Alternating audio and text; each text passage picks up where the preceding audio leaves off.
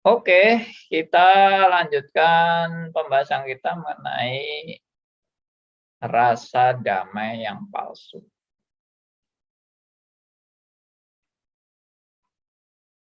Ya, saya ingin respon dari Anda sekalian setelah Anda mendengar beberapa kali pembahasan mengenai rasa damai atau kedamaian hati nurani. Bagaimana pendapat Anda mengenai kedamaian hati nurani atau rasa damai ini? Ya, mungkin ada tanggapan, ada respon, ada ulasan-ulasan dari Anda gitu mengenai rasa damai yang saya sudah pernah bahas. Ada rasa damai palsu, ya ada damai yang sejati. Damai yang sejati itu apa begitu. Ya cobalah kasih pendapat. Ya, jadi sekali-sekali tidak semuanya harus saya dulu yang mulai gitu. Sekali-sekali juga ada masukan-masukan dari teman-teman. Silakan siapa aja yang mau bicara bisa kasih tangan gitu. Oh ya, Bu Nita ya. Bu Nita duluan, silakan. Damai yang sejati, Pak, adalah damai yang membuat kita menyadari bahwa hidup kita ini sebenarnya di hadapan Tuhan itu tidak ada apa-apanya. Bahwa hidup kita ini bergantung kepada Tuhan. Apa yang kita lakukan itu hanya untuk kemuliaan Tuhan. Baik kita menghadapi masalah, kesulitan, kita percaya bahwa Tuhan itu pasti memberikan yang terbaik. Sekalipun itu mungkin mengeluarkan air mata, difitnah, ataupun apapun keadaannya. Membuat kita tuh hidup lebih dekat lagi kepada Dia. Bergantung kepada Tuhan. Menyadari bahwa kita penuh dengan kelemahan, keterbatasan, kekurangan, bahwa kita sebenarnya tidak layak. Tapi kita bersyukur karena Roh Kudusnya terus bekerja, terus-menerus bekerja menginsyafi, mendidik, dan menghajar kita, Pak. Itu menurut saya damai yang sejati, yang dari Allah Bapa sendiri. Terima kasih. Baik, terima kasih Bu Nita yang kasih masukan bahwa kita menyadari siapa kita di hadapan Tuhan. Kita tidak ada apa-apanya dan kedamaian itu adalah kedamaian yang ya di mana kita sangat bergantung hanya kepada Tuhan ya. Oke. Pak Hendarto tadi mau bicara, silakan. Ya, tapi damai itu selalu kadang-kadang tipis sekali, Pak. Atau damai yang benar-benar sejati atau benar-benar yang palsu. Karena kita masih dipengaruhi oleh manusia lama kita, keinginan daging kita, keinginan mata kita, terutama keangkuhan hidup kita. Ini masih mempengaruhi kehidupan kita itu, sehingga kita itu kadang-kadang merasakan bahwa damai yang ada di dalam kita itu hanya memuaskan diri kita sendiri, bukan bagi kemuliaan Allah. Yang itu kadang-kadang yang membuat saya itu kadang-kadang takut atau khawatir kadang-kadang, apakah saya ini hidup ini hanya untuk diri saya sendiri atau benar-benar saya ini orang yang sudah dilahirkan baru benar-benar ingin membangun kerajaan Allah di dalam kehidupan saya. Kadang-kadang saya ini sangat-sangat kebingungan, kadang-kadang sampai kadang-kadang frustasi bahwa ini saya ini benar-benar anak Allah atau bukan. Kadang-kadang tuh saya sama dengan saya tahu bahwa saya ini memang sampah di hadapan Tuhan, tapi bagaimana saya bisa membangun diri saya ini untuk kehidupan saya ini bagi kemuliaan Allah. Itu yang membuat saya ini kadang-kadang ya agak frustasi, Pak, itu, Pak. Terima kasih, Pak. Baik. Ya, Pak Endarto juga kasih pendapat bahwa sulit membedakan damai asli, damai palsu, karena kita masih ada kedagingan, ya, hidup yang masih banyak kelemahan dan kekurangan, kadang-kadang bisa frustrasi. Ya, itu kenyataan. Jadi sebetulnya apa sih damai yang sesungguhnya itu? Yang saya sudah uraikan sampai cukup panjang lebar itu ya. Bagaimana damai Ya, yang Pak. sebenarnya? Silakan.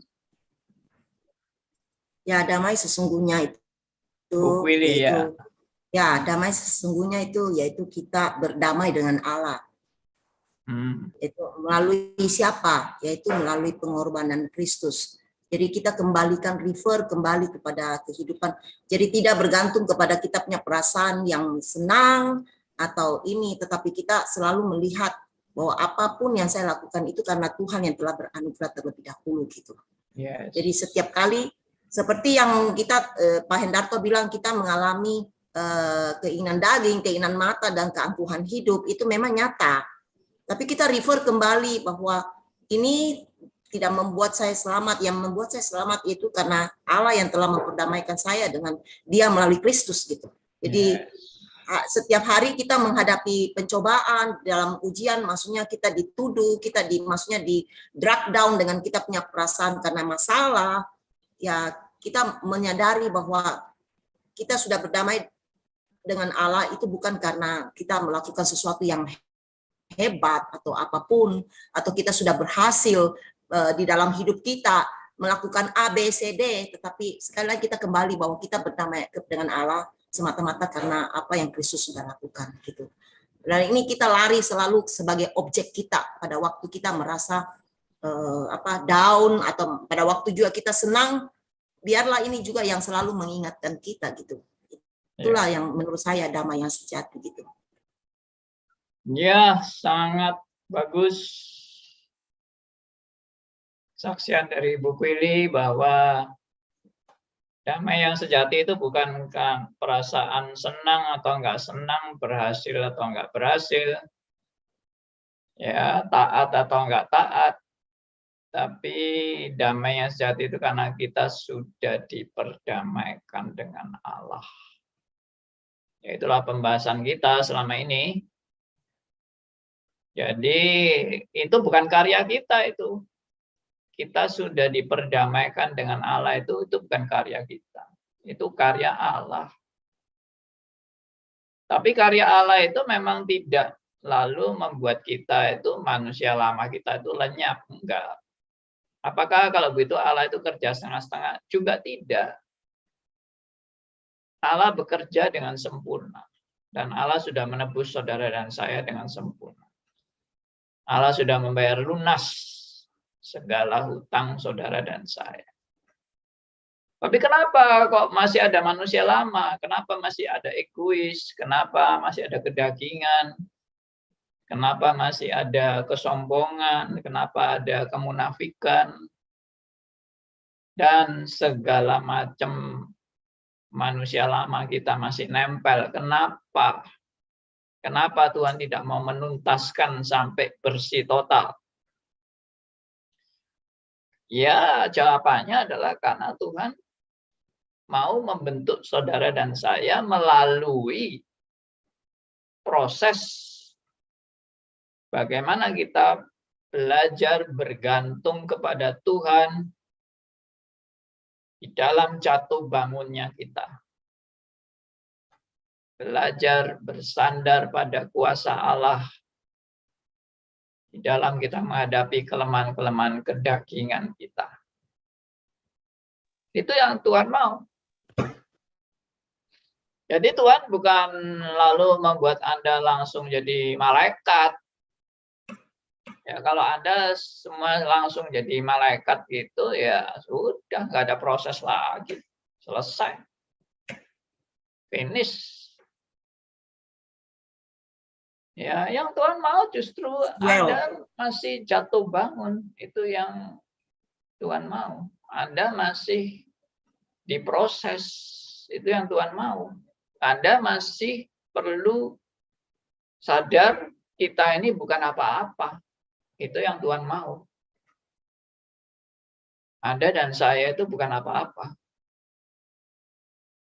Nah, Tuhan mau membentuk kita, menghancurkan keakuan kita, kesombongan kita, ya, keegoisan kita, kemunafikan kita, ya itu semua manusia-manusia lama sedang diproses dalam proses penghancuran. Jadi proses pertumbuhan orang Kristen itu proses penghancuran. Penghancuran apa ya? Penghancuran manusia lama. Pertumbuhan identik dengan penghancuran. Pak Andi, Ya. ada perkataan yang Pak Andi ngomong itu yang God grant me serenity to accept the things which I can grant me serenity to accept the things I cannot change, courage to change what I can, and wisdom to tell the difference. Itu sebenarnya juga ungkapan untuk mengingatkan kita supaya kita tidak, maksudnya putus asa di dalam menghadapi kita punya proses, Pak, ya. Proses pembentukan di dalam hidup kita. Yes. Begitu ya Pak Andi? Ya, beri saya kedamaian, kemampuan untuk mau merubah apa yang bisa dirubah, menerima apa yang memang tidak bisa dirubah, dan bisa membedakan keduanya. Ya, memang sebetulnya kesadaran untuk bisa mau merubah yang bisa dirubah itu pun adalah datang daripada Tuhan. Karena sebetulnya aku bisa berubah itu juga karena Tuhan, bukan aku yang mampu merubah. Siapa sih kita ini yang mampu merubah ini dan itu? Ya, aku sebetulnya tidak punya kemampuan. Cuma itu hanya karena belas kasihan dan anugerah Tuhan semata-mata sampai aku diberi semangat untuk berjuang, aku diberi kekuatan untuk bisa membagikan berkat-berkat, melayani Tuhan. Semua itu juga dari anugerah Tuhan, bukan dari kekuatanku. Jadi saya lebih senang berilah aku kesadaran bahwa aku ini nggak mampu. Dan semua yang kukerjakan ini semata-mata karena anugerah Allah. Itu. Beri aku kesadaran bahwa aku ini sebenarnya nggak mampu. Dan semua yang aku kerjakan itu semata-mata karena anugerah Allah. Itu aja yang bagi saya yang penting itu. Bahwa aku itu bukan apa-apa. Seperti Bu Nita juga sharing tadi. Aku bukan apa-apa. Ya, kalau wah, aku bisa. Aku mampu. Aku bisa merubah apa yang aku mau ubah. Nah, itu juga ada bahayanya. Itu nanti akhirnya, oh, itu semua karya saya itu. Saya yang mampu merubah.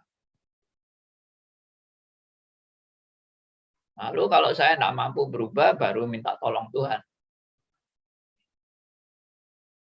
Sepertinya ada bagian, oh ini wilayah kekuatanku. Yang lain wilayah kekuatan Tuhan. Jadi ada kekuatanku, ada kekuatan Tuhan. Nggak ada, semua itu kekuatan dari Tuhan. Ya, Alkitab menyatakan kebenaran itu. Segala sesuatu adalah dari Dia dan oleh Dia dan kepada Dia. Bagi Dialah kemuliaan sampai selama-lamanya. Segala sesuatu adalah dari Dia dan oleh Dia dan kepada Dia. Bagi Dialah kemuliaan sampai selama-lamanya. Roma 11:3. Yes. Hafal itu, Pak Endarto itu. Ya kan? Itu menunjukkan apa? Tidak ada segala sesuatu yang berasal dari saya. Nggak ada. Segala sesuatu berasal dari Allah. Hidupku aja berasal dari Allah. Kemampuanku juga berasal dari Allah. Otakku juga berasal dari Allah. Ya, sel-sel otak itu dari mana? Anda bisa bikin sel-sel otak untuk Anda sendiri, bisa. Ya, coba aja bikin sel otak Anda. Jadi apa nanti? Jadinya nanti jadi otak-otak gitu loh. Yang bisa dimakan. Ya. Bayangkan itu. Sel otak itu satu pun kita nggak bisa buat. Sel otak. Kalau ada error, sel otak ada error, langsung ada bagian tubuh kita yang sudah nggak bisa kerja dengan normal.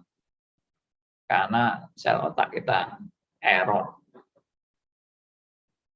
Bersyukurlah, memang ajaib itu, orang punya otak itu ajaib. Dan itu ciptaan Tuhan. Ya, enggak usah orang, binatang itu diciptakan dengan punya otak. Makanya saya pernah menulis di satu status. Saya kadang-kadang bingung kalau lihat nyamuk itu. Nyamuk itu otaknya di mana ya? Dan binatang sebesar nyamuk itu otaknya berapa sel? Itu kok bisa terbangnya canggih ya. Sana sini, sana sini. Dan enggak nubruk gitu loh.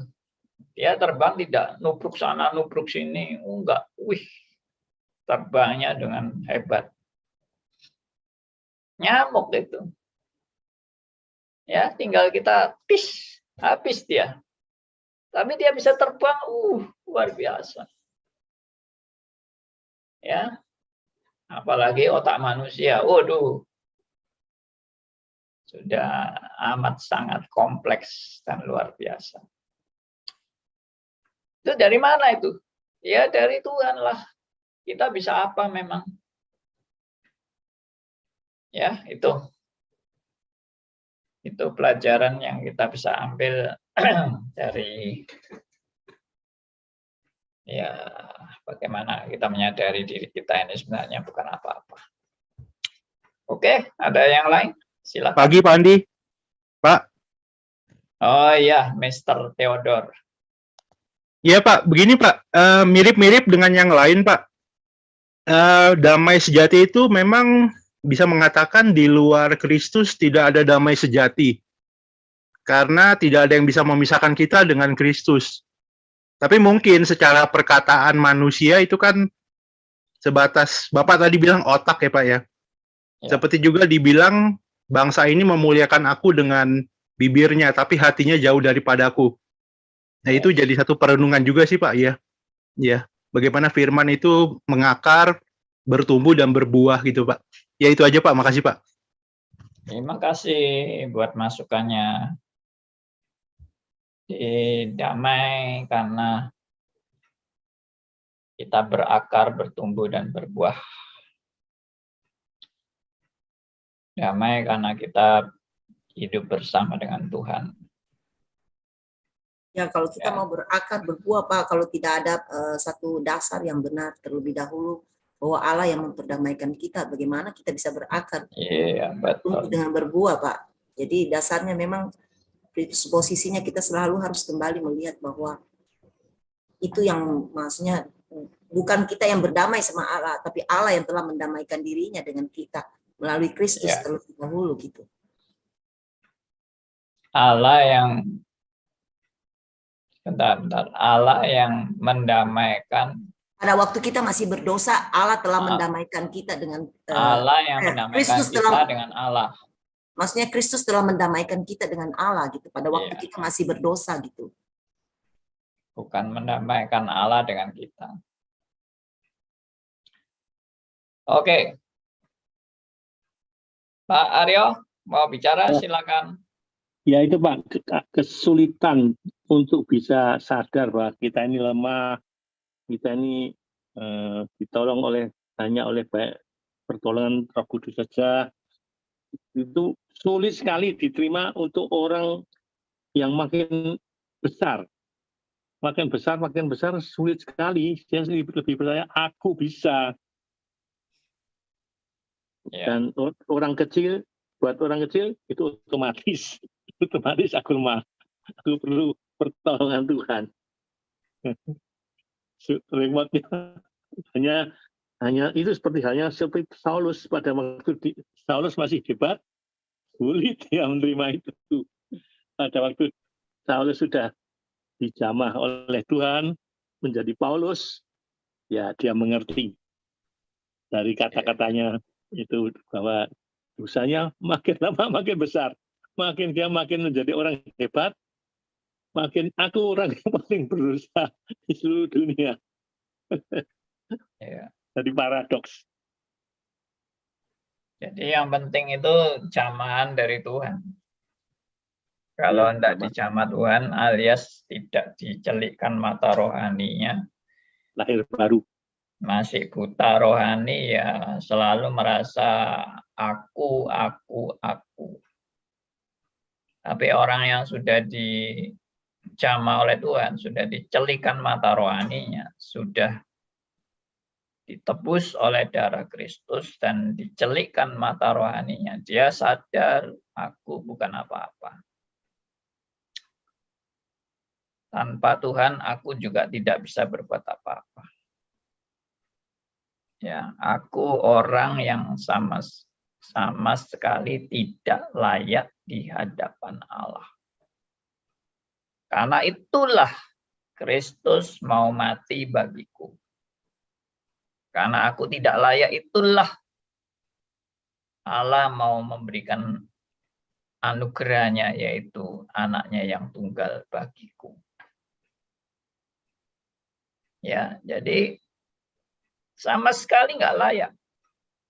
Bukan ada sedikit kelayakan kita, tidak, sama sekali tidak layak. Itu dalam tulip ya total depravity. Ya, poin yang pertama T, total depravity. Rusak total, hancur. Kita itu betul-betul hancur. Tapi masih sombong gitu loh. Nah, itu yang perlu diprosesnya itu di situ. Masih sombong, masih merasa hebat, dan masih menikmati dosa, masih berkanjang, masih ya mungkin kata berkanjang sudah nggak ada, masih membanggakan diri, ya membanggakan keakuannya, Ya progresif ya. Progresif. Ya itu. Makanya Tuhan dengan kesadaran itu Tuhan kasih tahu kamu itu sebetulnya nggak berdaya apa-apa. Kalau nggak ada anugerah Tuhan, kamu itu nggak ada apa-apanya. Pak Andi, saya pernah dengar kalau nggak salah siapa yang orang John Newton ya, yang budak itu yang Amazing Grace itu ya, Pak Andi, John Newton ya, yang mengarang lagu Amazing Grace. Iya betul Bu, John Newton. Yang iya saya lupa. dia pernah menulis begini. Dia bilang dia meminta supaya Tuhan itu dia bisa lebih mengenal Tuhan.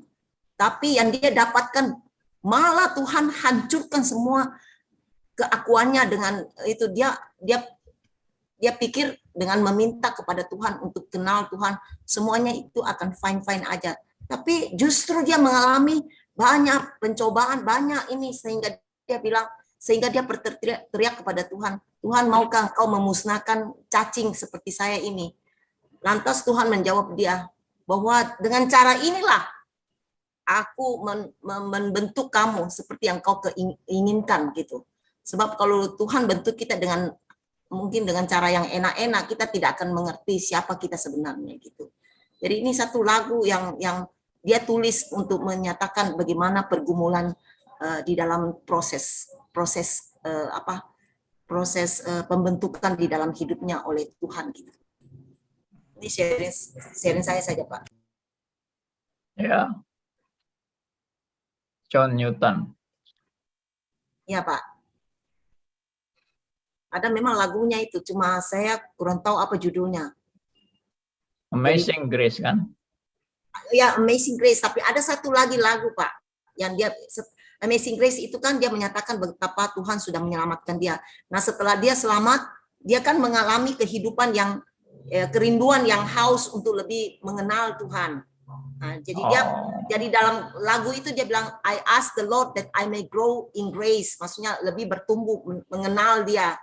Tapi apa yang terjadi di dalam hidup dia itu justru Tuhan menghancurkan semua keakuannya dengan memberikan dia banyak hal-hal yang mungkin membuat dia sampai berseru, Tuhan, kau mau hancurkan cacing seperti saya kah gitu.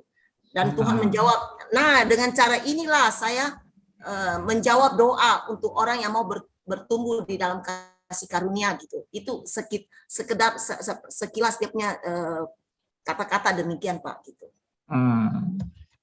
Oke. Ya, terima kasih sharingnya. Silakan ada yang lain. Pak? Boleh saya lagi, Pak? Ya, Pak Endato. Ya, Pak. Mungkin kita ini dalam kehidupan kita ini mungkin lebih berkonsentrasi atas karya Tuhan, anugerah Tuhan, bukan kepada Tuhannya sendiri. Yang saya rasakan ini dengan apa yang Pak Andi kemarin di grup itu mengenai Charles Spurgeon itu, saya agak merenungkan itu bahwa apakah saya ini lebih berkonsentrasi atas meminta Tuhan itu beranugerah kepada saya, bukannya saya malah berkonsentrasi kepada Tuhannya sendiri. Mungkin itu yang membuat saya itu sedikit-sedikit kan agak frustasi ya, bahwa saya ini ternyata disadarkan bahwa saya ini dalam kehidupan ini meminta Tuhan itu membentuk saya seperti yang Tuhan inginkan, tapi tanda kutip dalam hati saya malah mengharapkan bahwa Tuhan tuh memberikan suatu keajaiban atau mujizat bahwa saya itu bisa berubah. Bukannya saya menyerahkan kehidupan saya ini kepada Tuhan sendiri. Apakah itu, Pak? Mohon penjelasannya, Pak. Ya, bagus. Apakah kita ini lebih mengutamakan anugerah Tuhan daripada Tuhan sendiri?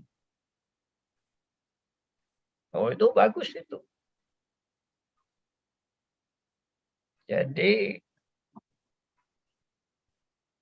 kadang-kadang kita sangat menghargai pemberian-pemberian itu, tapi lupa pemberinya.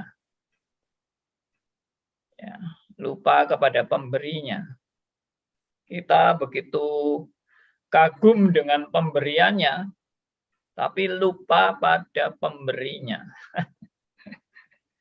Sama seperti mungkin orang dapat kado apa gitu, berlian. Waduh, berliannya bagus, indah. Tapi kemudian saking kagum dengan berliannya, dia tidak lagi mengingat siapa pemberinya. Nah, itu mestinya nggak benar ya. Jadi pemberinya itu justru yang paling utama. Pemberinya itu lebih utama dari apa yang dia berikan. Makanya sebetulnya pertobatan yang sejati itu kan bukan hanya menerima anugerah keselamatan. Pertobatan yang sejati itu bukan aku bisa masuk surga. Pertobatan sejati itu bukan berarti aku nggak jadi masuk neraka. Pertobatan sejati itu bukan berarti aku terima anugerah hidup kekal.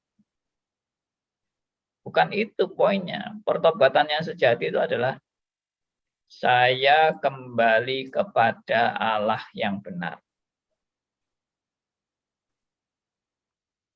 Itu pertobatan sejati. Saya kembali kepada Allah yang benar.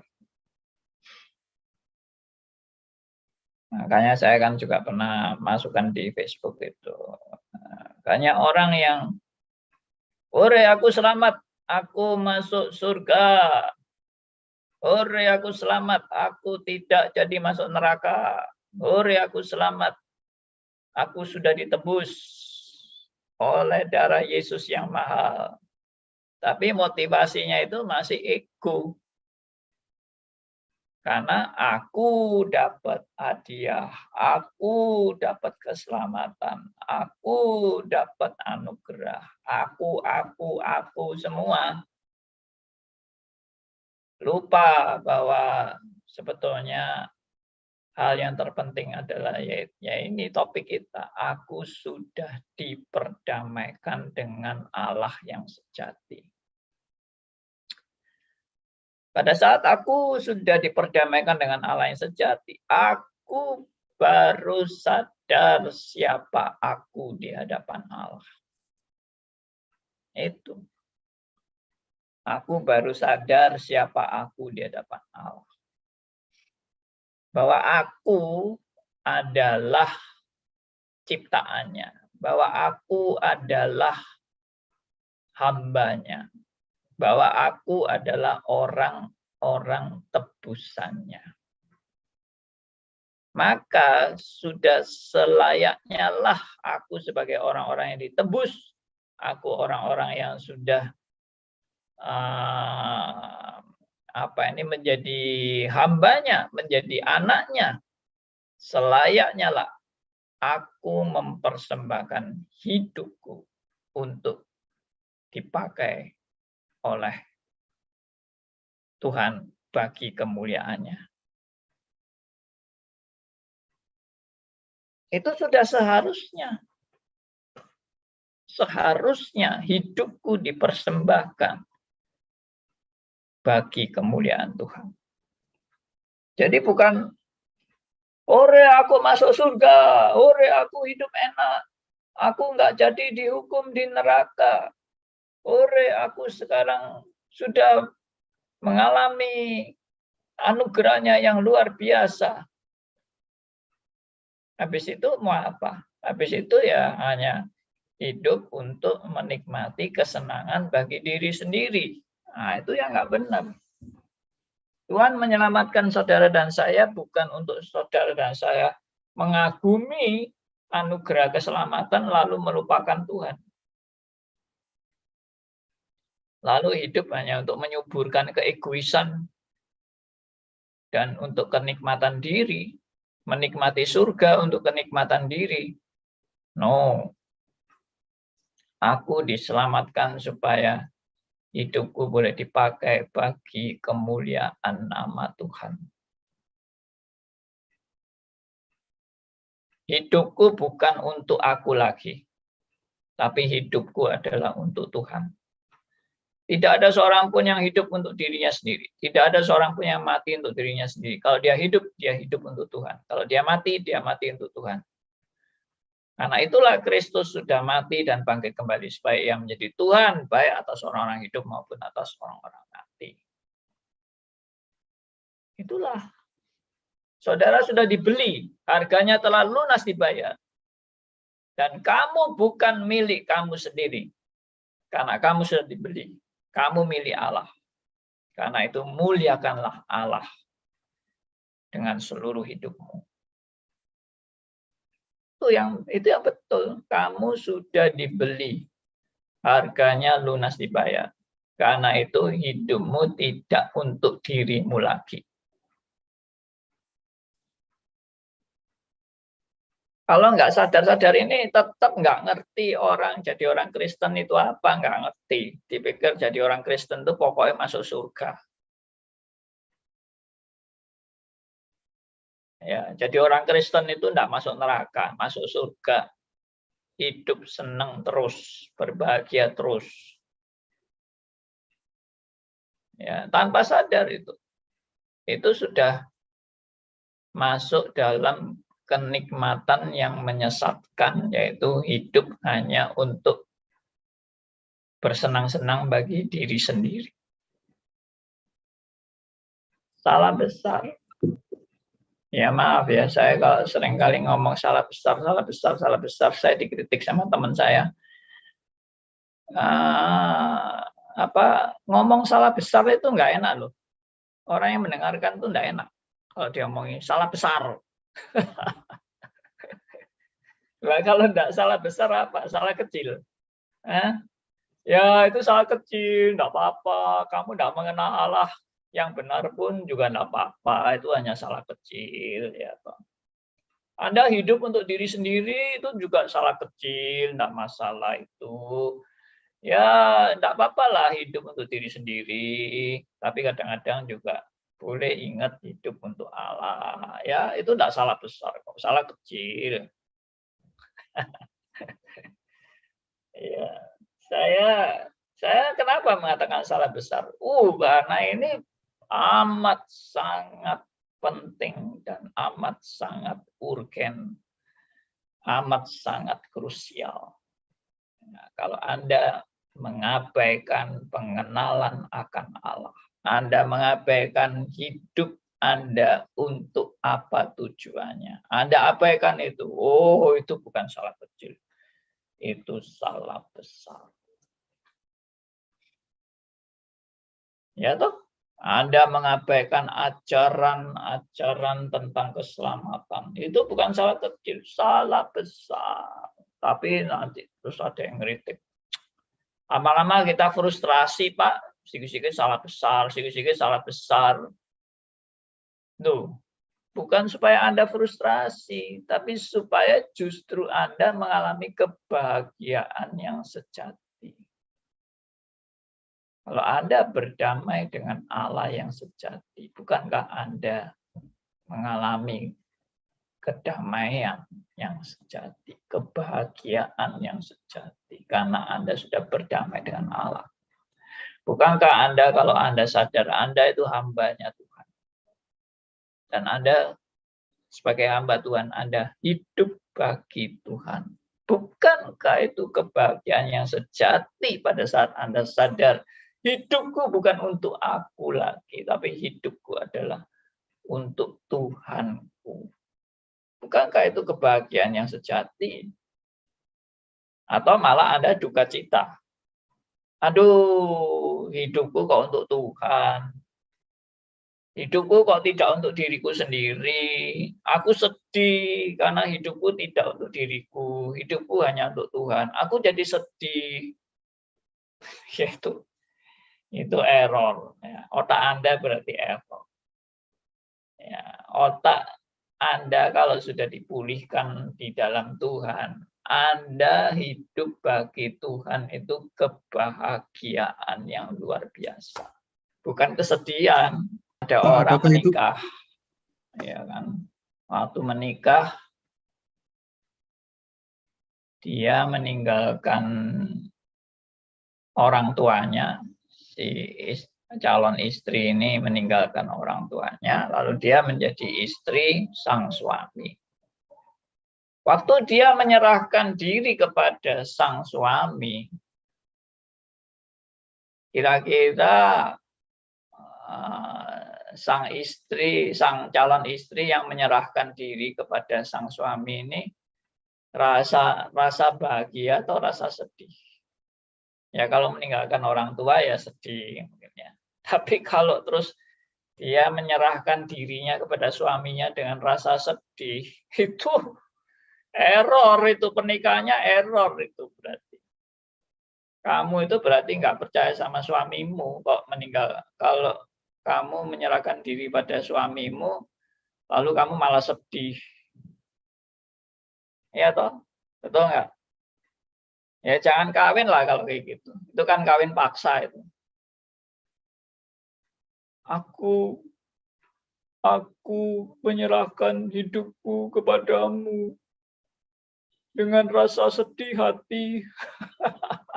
Ya sudah, enggak jadi diberkati sudah. Ya. Ya, nah kita ini menyerahkan hidup kita kepada Tuhan dengan sedih hati. Aku sekarang sedih karena menyerahkan hidupku kepada Tuhan, tidak lagi hidup untuk diriku sendiri. Yaitu error kamu. Kamu nggak ngerti bahwa Tuhanmu itu segala-galanya. Oke, silakan Pak Endarto tadi mau bicara. Enggak, tadi Bapak mempertegas saya lagi di Roma 14 ayat 7 sampai 9, Pak. Yes. Roma 14 ayat 7 sampai 9 dan 2 Korintus 5 ayat 15. Nah, itu yang harus diingat itu. Roma 14 ayat 7 sampai 9 dan 2 Korintus 5 ayat 15. Ya, coba tolong dibaca. 2 Korintus 5 ayat 15.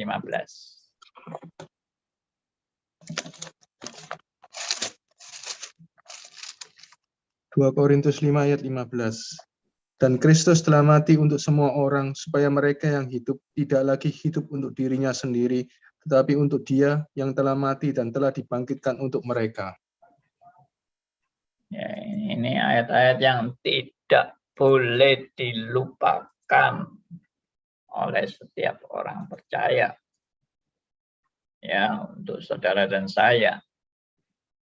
Tidak boleh lupa 2 Korintus 5 ayat 15. Dan Kristus telah mati untuk semua orang.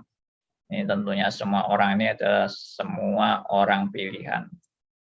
Bukan semua orang di seluruh dunia. Semua orang pilihan. Supaya apa? Mereka yang hidup tidak lagi hidup untuk dirinya sendiri. Tapi untuk Dia yang telah mati dan telah dibangkitkan untuk mereka. Ya kan? Kristus telah mati dan telah dibangkitkan untuk mereka. Mereka ini siapa? Orang pilihan. Dan mereka ini tidak lagi hidup untuk dirinya sendiri. Tapi hidup untuk Dia, untuk Kristus. Ya, itu sudah amat sangat jelas.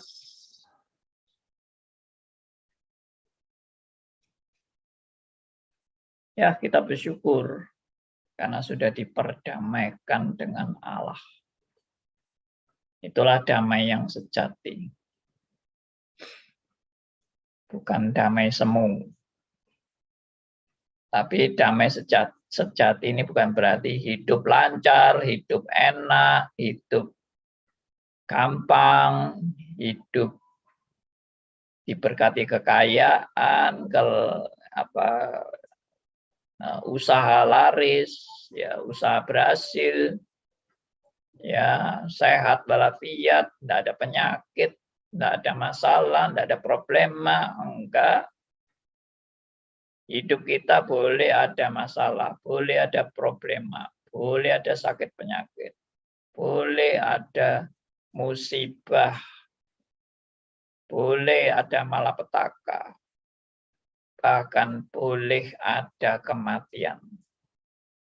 Tapi damai dengan Allah tidak akan bergeser 1 inci pun dalam hidup saudara dan saya. Tidak akan bergeser. Puji Tuhan. Ya. Masih ada 7 menit. Silakan. Ada yang mau kasih sharing tentang damai dengan Allah.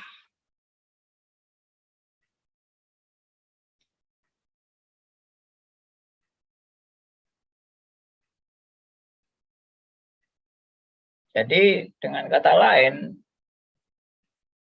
kita yang sudah berdamai dengan Allah ini bukan kita lalu jadi orang sempurna. Salah itu. Kita berdamai dengan Allah ini, kita bukan berarti tidak bisa berdosa lagi. Bukan berarti tidak ada kelemahan dan kekurangan. Bukan berarti tidak ada masalah hidup. Bukan berarti tidak ada sakit penyakit. Bukan berarti tidak ada lagi kematian. Ada, semua ada. Dosa pun masih ada. Kelemahan, kekurangan masih ada. Problema hidup masih ada. Sakit penyakit masih ada. Musibah, malapetaka, kejahatan, semua masih ada.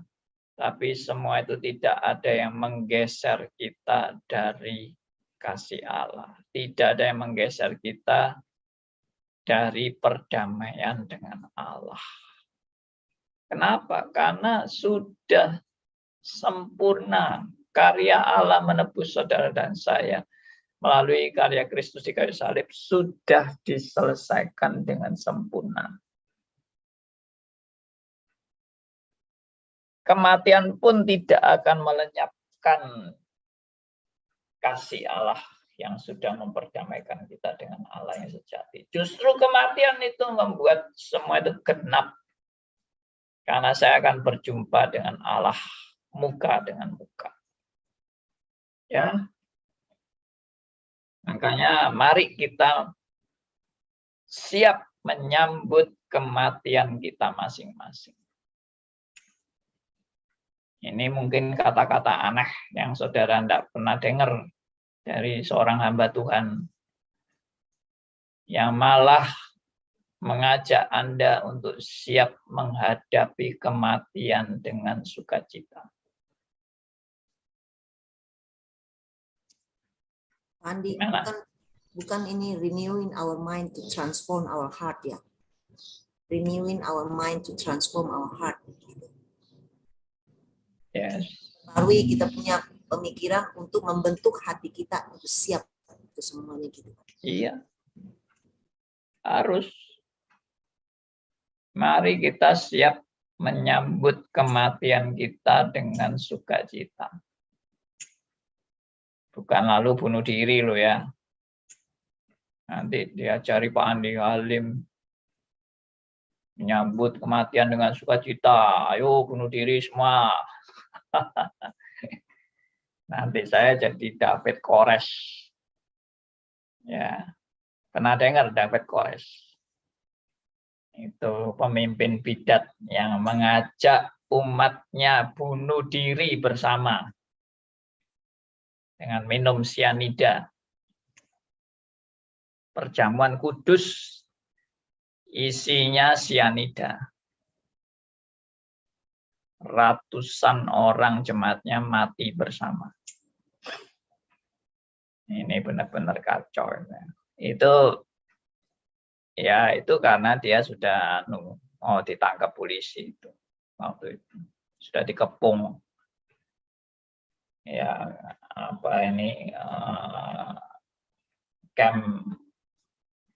camp konsentrasinya itu sudah dikepung oleh polisi dan sebelum dia ditangkap, dia bunuh diri bersama seluruh jemaatnya.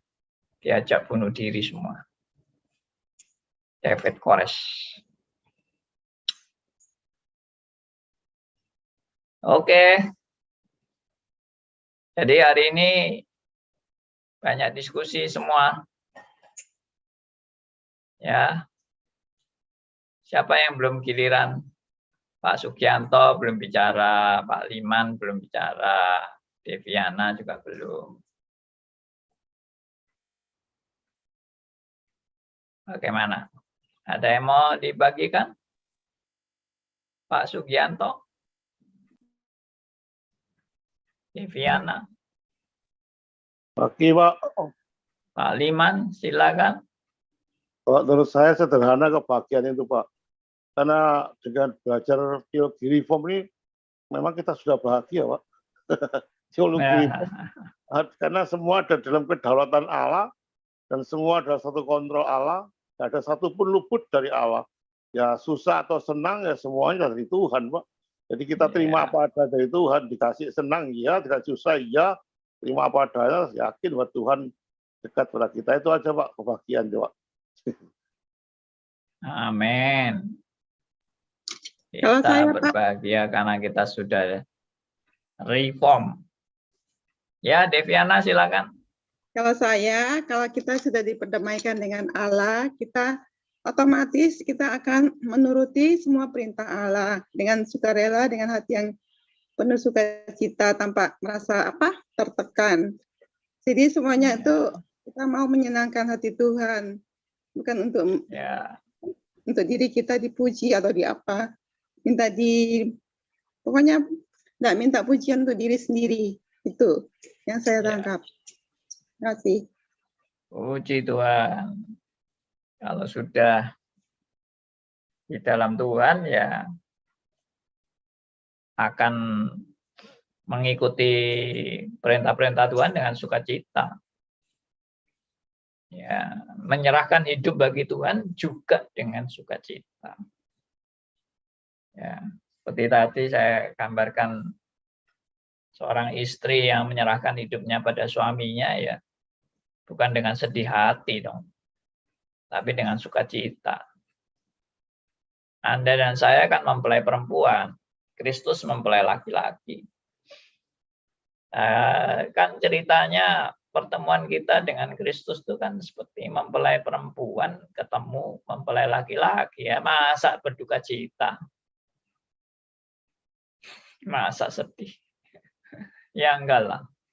Itu sukacita yang paling dahsyat dari seluruh sukacita kita, yaitu menyerahkan hidup kepada mempelai laki-laki.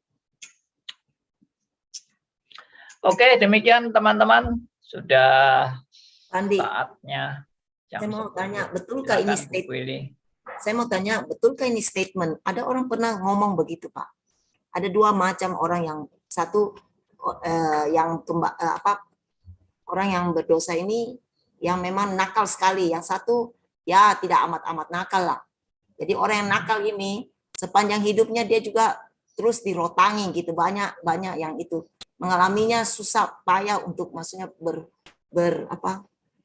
kembali kepada Tuhan karena terus dibentuk. Sedangkan orang yang sedikit dia punya itu tidak terlalu ini, ya dia juga bisa terima apa adanya gitu. Apa memang betul ini statement begitu, Pak? Ada dua macam orang, satu itu ya bocah nakal yang harus terus dibentuk gitu. Yang satu ya mungkin tidak amat-amat nakal, jadi tidak terlalu banyak ini bisa terima dengan sukacita apa yang menjadi kehendak Tuhan gitu. Apa ini statement benar Pak Andi? Maksudnya ada dua macam orang Kristen gitu maksudnya? Iya, yang satu yang dua macam orang Kristen, yang satu memang nakal betul sebelum bertobat gitu. Jadi banyak mengalami jatuh bangun atau apa yang harus dia dibentuk begitu untuk. Sudah bertobat atau belum bertobat? Sudah, maksudnya ini dua orang yang bertobat, Pak. Yang satu itu sebelum bertobat nakal sekali. Yang satu sebelum bertobat nakal sekali. Nah, yang satu ya tidak. Lalu setelah bertobat masih nakal sekali. Bukan, dia mengalami banyak ini, Pak, merasa dibentuk. Terus dia dibentuk jadi agak sedikit kalau mau rela untuk maksudnya untuk terima itu agak bagi dia itu satu perjuangan gitu. Tapi yang satu fine-fine aja karena dia memang dibilang sudah anak baik sebelum bertobat gitu. Nah, maksudnya betulkah begitu Pak? Ada dua macam ini. Bisa di ini kah? Di apa? Dikatakan memang demikian Pak? Ada dua macam orang Ya, gitu. enggak lah. Di mata Tuhan tidak ada orang baik. Ya ini mengganggu sekali saya pikiran karena dulu saya selalu dikasih tahu begitu. Jadi orang yang tidak terlalu nakal sebelum bertobat, ya kalau dia sudah bertobat, dia agak lebih gampang dibentuk gitu. Tapi untuk Nggak orang yang ada nakal itu. sekali, Tidak ada. Di mata Allah itu tidak ada orang baik. Orang yang kelihatan baik pun di hadapan Allah tetap kotor. Yaitu segala kesalahan kami seperti kain yang kotor. Yesaya Iya. 64 ayat 6. maksud saya dalam pembentukan dia ini Pak, setelah dia bertobat gitu Mak. Ada dua perbedaan gitu. Ini yang mereka seringkali kasih tahu. Yang satu di dalam pembentukannya itu mengalami banyak menangis apa begitu dan itu. Sedangkan yang satu ya tidak seperti yang satunya karena dia sudah belajar hidup taat atau bagaimana saya juga nggak ngerti maksud mereka gitu.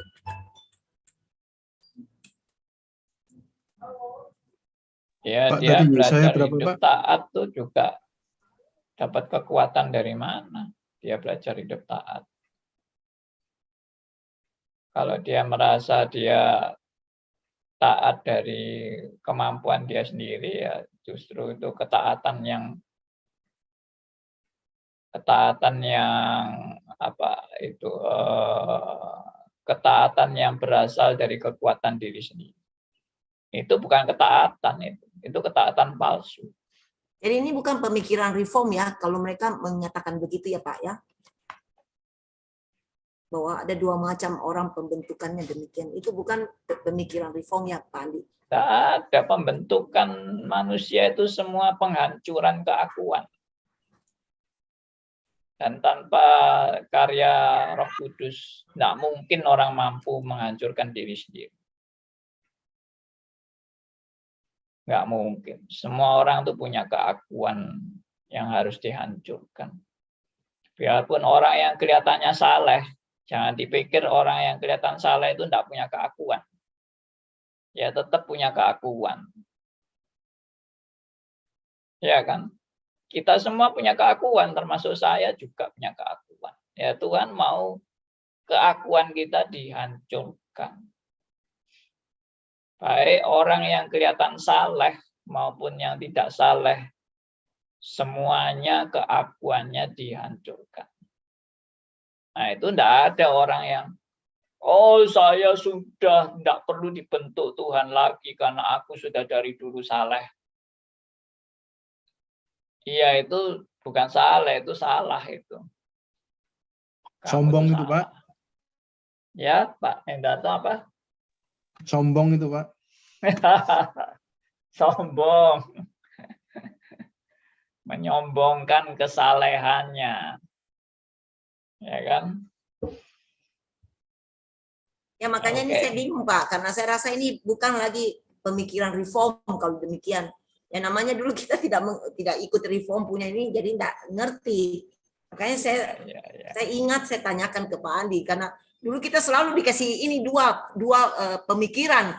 Saya pikir-pikir loh, namanya maksudnya jadi kalau orang yang nakal kalau dia memang bertobat itu berarti dia banyak maksudnya mengalami penghancuran. Tapi orang yang mungkin sedikit saja maksudnya nakalnya mungkin tidak banyak penghancuran gitu. Jadi kok bisa begitu gitu. Cerita. Ya enggak semua orang mengalami penghancuran. Ya kan?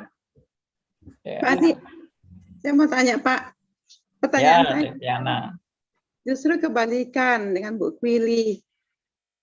Pertanyaan saya kenapa hamba-hamba Tuhan di reform banyak yang mengalami penderitaan, maksudnya sakit yang berat-berat, seperti sakit kanker, kayak gitu. Menurut Pak Andi, kenapa?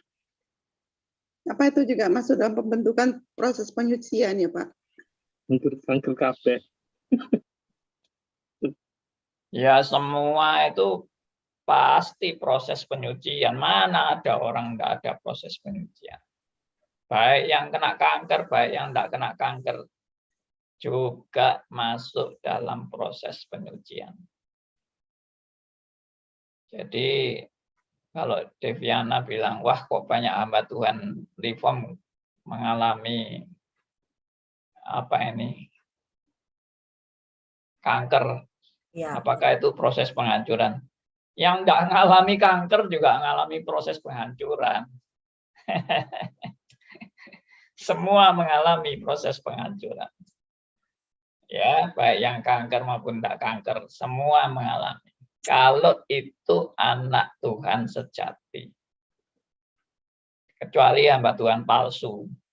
Ya, wis nggak usah ngomong kalau hamba Tuhan palsu.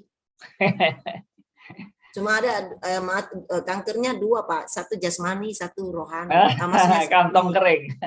Ya, kantong kering. Iya. Pandi. Yang kantong tebal juga mengalami kehancuran.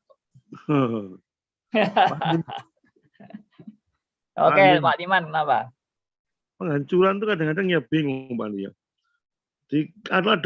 Ada orang merasa ya gini, watak saya ya gini, dan tidak ada satu penghancuran itu bisa juga terjadi, Pak ya. Jadi enggak pembenaran diri itu. Nah, soalnya dia enggak ada penghancuran ya gini, modelku gini, ya, maksudnya mau apa gitu. Kok soalnya enggak ada penghancuran itu apa menurut Pak Andi? Ya enggak ada lah, itu hamba Tuhan arogan itu. Kita semua itu pasti ada kelemahan kekurangan yang Tuhan mau bentuk kita untuk dihancurkan keakuan kita. Jadi jangan menyuburkan keakuan. Tuhan malah mau membentuk kita untuk menghancurkan keakuan. Makanya ada ayat Alkitab di Kolose 3 ayat 3 dan 5. Matikanlah semua yang ada dalam diri kita, yaitu kedagingan kita. Itu harus dimatikan. Tapi enggak mati-mati memang.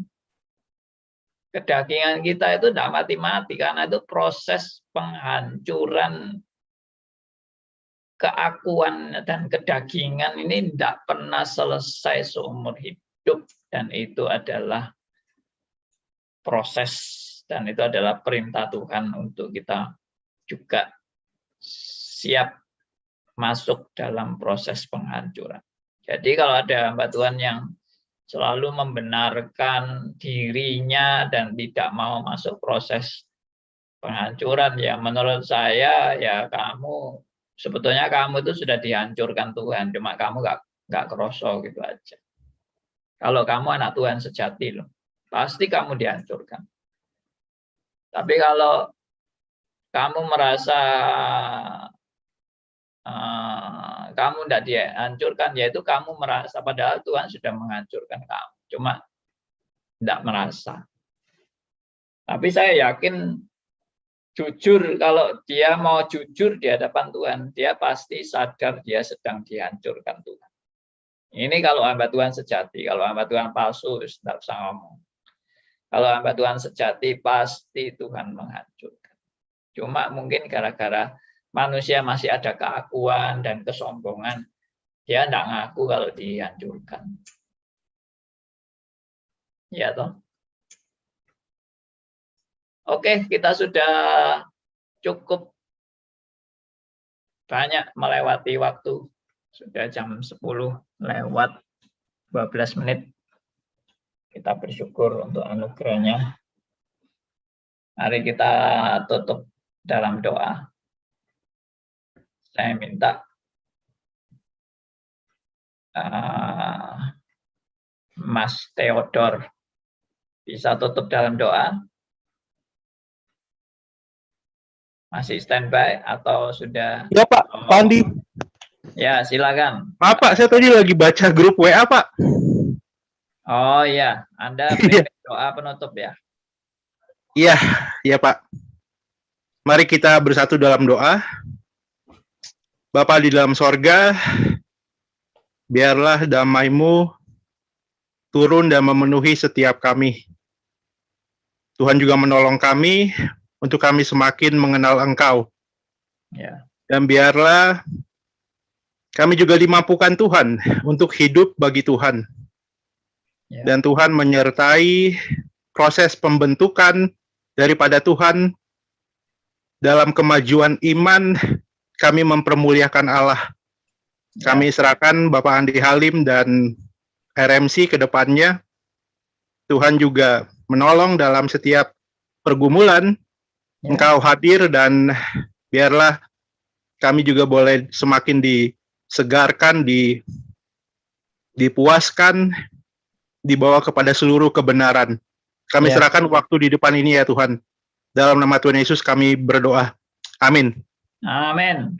Oke, terima kasih Pak Theodor. Terima Terima kasih, kasih Pak buat Andi. semua teman-teman.